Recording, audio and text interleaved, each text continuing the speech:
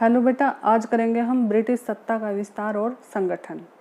देखो बेटा, 23 जून 1757 ईस्वी को प्लासी का युद्ध होता है और यह युद्ध अंग्रेजों के लिए बहुत लाभकारी सिद्ध होता है, क्योंकि इस युद्ध से भारत में ब्रिटिश सत्ता की स्थापना का दिवस माना जाता है। ये जो युद्ध हुआ था बेटा, ये युद्ध यानी ब्रिटिश सत्ता की स्थापना का दिवस था भारत में।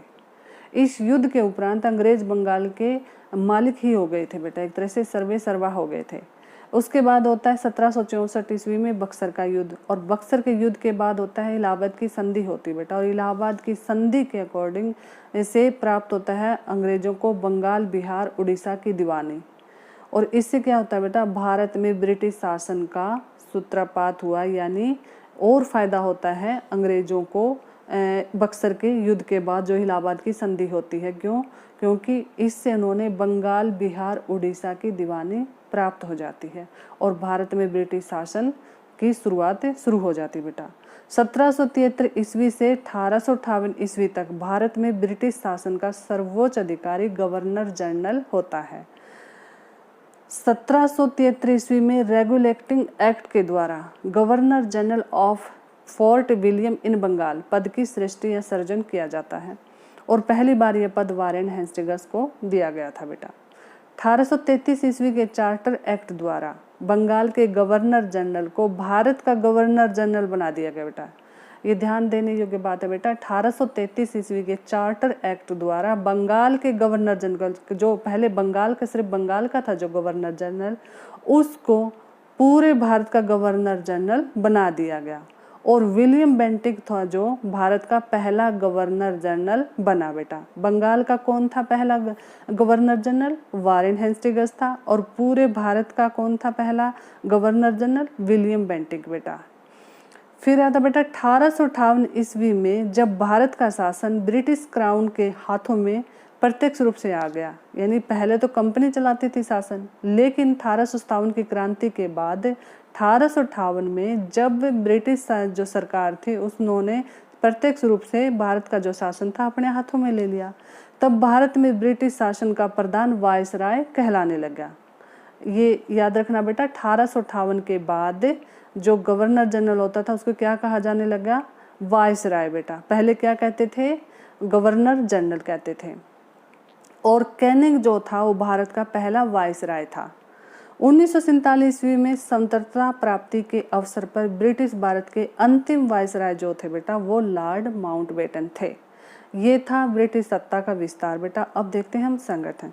वारेन हेस्टिंग्स ने क्या किया था कि मुगल बादशाह शाह आलम से इलाहाबाद व कड़ा के क्षेत्र छीनकर अवध के नवाब को बेच दिए थे। लॉर्ड कॉर्नवालिस ने भारत में सिविल संस्थाओं का निर्माण कर ब्रिटिश सत्ता का संगठन किया था, और सर जॉन सॉर ने अवध से इलाहाबाद लेकर कंपनी राज्य में मिला लिया था। लॉर्ड वेल्लेसली ने जो साम्राज्यवादी नीति अपनाई थी बेटा, लॉर्ड वेल्लेसली ने साम्राज्यवादी नीति अपनाई थी। उसने सहायक संधि की नीति का सूत्रपात करते हुए विस्तार की नीति अपनाई, और सिंह ही पंजाब और सिंध को छोड़कर लगभग समस्त भारत पर कंपनी का प्रभाव स्थापित कर दिया था बेटा। और लॉर्ड हेस्टिंग्स ने क्या किया था? विस्तारवादी नीति अपनाई थी, और शिमला और उसके जो समीप नज़दीक क्षेत्र थे जो नेपाल युद्ध से प्राप्त थे कंपनी राज्य में मिला लिए। उसके बाद मराठा संघ को शक्तिहीन कर दे, उनके क्षेत्र को अपने में मिला लिया। लॉर्ड हेमहर्स्ट ने प्रथम बर्मा युद्ध से बहुत महत्वपूर्ण क्षेत्र अधिकार में ले लिए थे। विलियम बेंटिक ने मैसूर, कचार, कुर्ग को कंपनी राज्य में मिला लिया, और लॉर्ड ऑकलैंड ने मांडवी, जालौन, कोलाबा और कर्नूल राज्य को कंपनी राज्य में मिला लिया था बेटा। लॉर्ड एलन के समय में सिंध का कंपनी राज्य में विलय हुआ, और लॉर्ड डलहौजी जो बहुत ही घोर साम्राज्यवादी था बेटा, उसके काल में ब्रिटिश जो साम्राज्य था अपने पूरे चरम उत्कर्ष पर था बेटा, यानी अपने शिखर पर था ब्रिटिश साम्राज्य। उसने द्वितीय सिख युद्ध द्वारा संपूर्ण पंजाब अपने कब्जे में कर लिया था। बर्मा के द्वितीय युद्ध से विजय प्राप्त कर उत्तरी बर्मा को कंपनी राज्य में विलय कर लिया, और लेप्स का सिद्धांत यानी व्यक्तिगत का जो सिद्धांत था उसके द्वारा सतारा, जैतपुर, संबलपुर, भागड़, उदयपुर, झांसी, नागपुर, करौली का कंपनी राज्य में विलय कर लिया।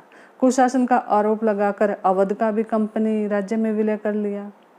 और 1857 ईस्वी के विद्रोह के उपरांत 1858 ईस्वी में जो ब्रिटेन की महारानी थी विक्टोरिया की घोषणा द्वारा भारत में कंपनी शासन की सत्ता का अंत हो गया और भारत में इंग्लैंड की सरकार ने प्रबंध जो था, भारत के जो शासन प्रबंध था वो अपने हाथों में ले लिया बेटा।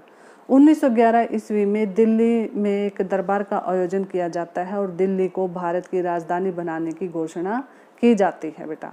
1912 में कलकत्ता से दिल्ली राजधानी बन जाती है बेटा। ये था ब्रिटिश सत्ता का विस्तार और संगठन बेटा। आई होप आपको समझ में आ गया होगा बेटा। थैंक यू बेटा।